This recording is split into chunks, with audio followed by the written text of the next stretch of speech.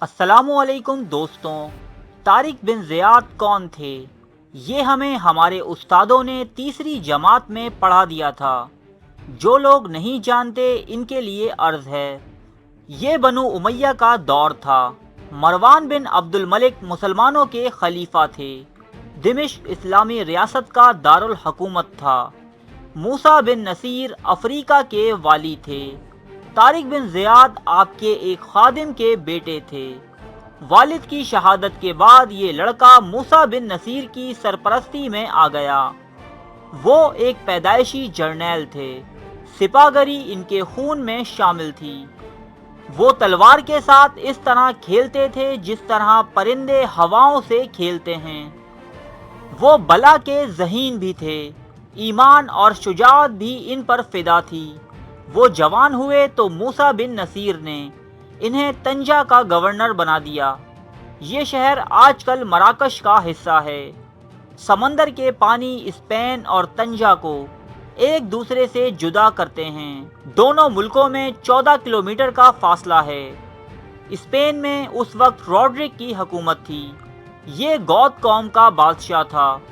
ظالم بھی تھا اور لالچی بھی۔ اس دور میں مختلف علاقوں کے گورنر اپنے بچوں کو شاہی آداب سکھانے کے لیے بادشاہوں کے محلات اور درباروں میں بھجوایا کرتے تھے۔ کاؤنٹ جولین شاہ روڈرک کا ایک گورنر تھا۔ اس کی بیٹی فلورینڈا دربار سے وابستہ تھی۔ وہ بے انتہا خوبصورت تھی۔ بادشاہ اس کی خوبصورتی دیکھ کر بھٹک گیا۔ اس نے اسے محل میں بلایا اور بے آبرو کر دیا۔ بیٹی نے باپ کو اطلاع دے دی۔ جولین اس کے بعد سیدھا موسیٰ بن نصیر کے پاس حاضر ہوا اور اسے اسپین پر حملے کی ترغیب دی۔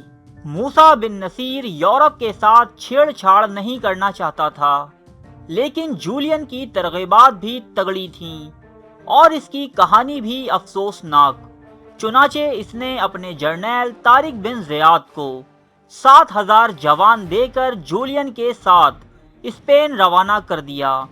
یہ لشکر صرف یہاں کے حالات کا جائزہ لینے آیا تھا، لیکن وہ اسپین کی سرزمین پر قدم رکھتے ہی شوق جہاد کے ایسے جنون میں مبتلا ہوئے کہ وہ اس وقت تک واپس نہیں لوٹے جب تک اسپین کے تمام بڑے شہر ان کے قدموں میں نہیں آ گئے۔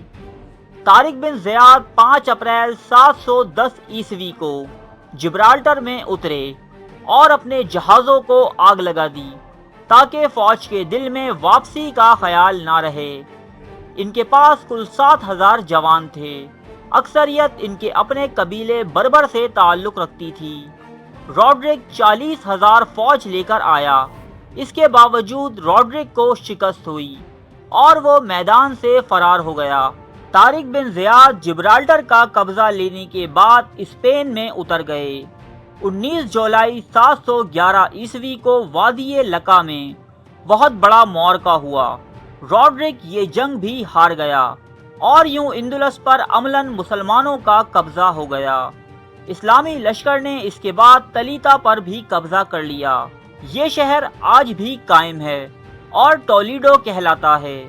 طارق بن زیاد کی فتوحات کی خبریں جب افریقہ پہنچی تو موسیٰ بن نصیر نے سلطنت اپنے بیٹے عبداللہ بن موسیٰ کے حوالے کی اور 18,000 جوان لے کر خود بھی اسپین پہنچ گئے۔ موسیٰ اسلامی لشکر کو قرطبہ تک لے گئے۔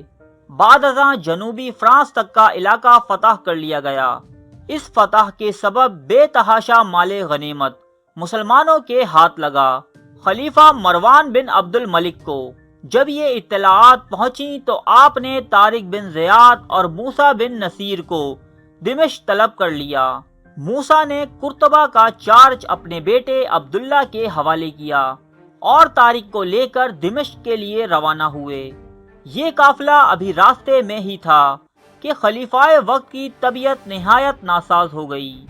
مروان بن عبد الملک کے بھائی سلیمان بن عبد الملک نے اس قافلے کو ایک خط لکھا کہ اپنی رفتار سفر کو سست کر دو تاکہ یہ مال غنیمت سے لدا قافلہ میرے دور حکومت میں موصول ہو، جبکہ یہ دونوں حضرات معمول کے مطابق سفر کرتے رہے۔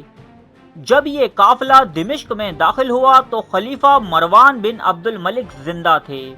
انہوں نے موسیٰ بن نصیر کو 50,000 اشرفیاں اور 3 خلعتیں انعام میں دیں، لیکن جلد ہی خلیفہ مروان بن عبد الملک انتقال کر گئے۔ ان کے بعد ان کے بھائی سلیمان بن عبد الملک کا دور شروع ہوا۔ اس وقت مسلمان پوری دنیا کی فتوحات میں مصروف تھے۔ محمد بن قاسم سندھ فتح کر چکے تھے۔ قتیبہ بن مسلم وسطی ایشیا فتح کرنے کے بعد چین پر حملے کا منصوبہ بنا رہے تھے، جبکہ طارق بن زیاد یورپ میں فتوحات کے جھنڈے گاڑ چکے تھے۔ سلیمان بن عبد الملک نے منصب خلافت پر فائز ہوتے ہی ان تمام سپہ سالار اسلام کو اپنے آتاب کا نشانہ بنایا۔ محمد بن قاسم اور قتیبہ بن مسلم کو شہید کر دیا گیا۔ موسیٰ بن نصیر پر مال غنیمت میں خرد برد کا الزام لگا کر لاکھوں کا جرمانہ عائد کیا گیا اور ان کی خوب تضحیک و تذلیل کی گئی۔ آپ کو زنجیروں میں جکڑ کر کئی گھنٹے دھوپ میں کھڑا رکھا جاتا۔ انتہا یہ کہ آپ کے جواں سال بیٹے کو قتل کر کے ان کا سر آپ کی گود میں ڈال دیا گیا۔ کچھ ہی دن بعد خلیفہ سلیمان بن عبد الملک کی قید میں آپ کی وفات ہوئی۔ موسیٰ بن نصیر جو کہ فاتح اسپین طارق بن زیاد کے سرپرست تھے، آپ کی وفات کے بعد طارق بن زیاد پر مختلف پابندیاں عائد کر کے انہیں بھی معزول کر دیا گیا۔ یوں اس عظیم فاتح کی باقی ماندہ زندگی گمنامی کی ایک دبیس تہ میں جا چھپی۔ تاریخ طارق بن زیاد کے آخری ایام کے متعلق بالکل خاموش ہے۔ مختلف حوالوں کے مطابق طارق بن زیاد کا آخری وقت نہایت قسم پرسی میں گزرا۔ دمشق میں انتہائی غربت کی زندگی گزارنے کے بعد آپ 720 عیسوی میں صرف 37 سال کی عمر میں اس دنیا سے رخصت ہوئے۔ تاریخ اس المیے کی گواہ ہے کہ مسلمانوں کو آج تک جتنا نقصان مسلمانوں نے پہنچایا، اتنا نقصان کوئی دوسرا نہیں پہنچا سکا۔ طارق بن زیاد اور موسیٰ بن نصیر اس حقیقت کی بہت بڑی مثال ہیں۔ طارق بن زیاد اور موسیٰ بن نصیر تاریخ کے گمنام صحراؤں میں گم ہو گئے، لیکن اسپین آج بھی زندہ ہے، اور وہ مقام جہاں طارق بن زیاد نے اپنے مبارک قدم رکھے آج بھی جبرالٹر کے نام سے پوری دنیا میں مشہور ہے۔